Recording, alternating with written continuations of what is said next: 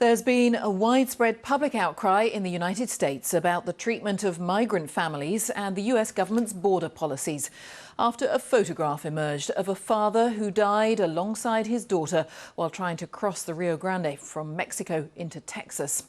Amid anger about the conditions in migrant detention centres, the House of Representatives has approved a multi-billion-dollar aid package.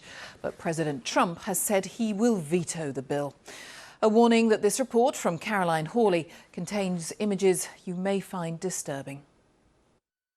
Proud parents.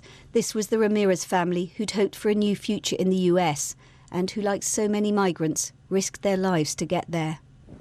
The bodies of Oscar Martinez Ramirez and his 2-year-old daughter Valeria were found in the Rio Grande, which separates Mexico and Texas. They'd apparently given up hope of reaching the US through legal means. A shocking image has now emerged of father and child, her head tucked into his T-shirt, her arm around his neck. The stark human cost of the migrant crisis.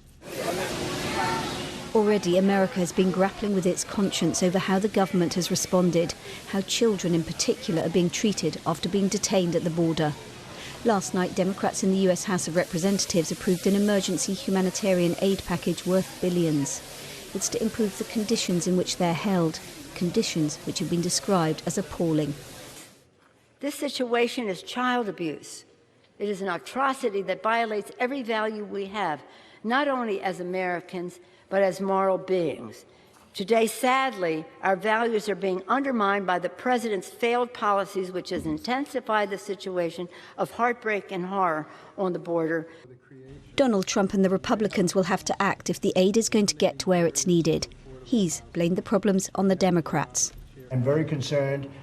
It's in much better shape than it ever was. A lot of these young children come from places that you don't even want to know about, the way they've lived, the way they've been, the poverty that they grew up in.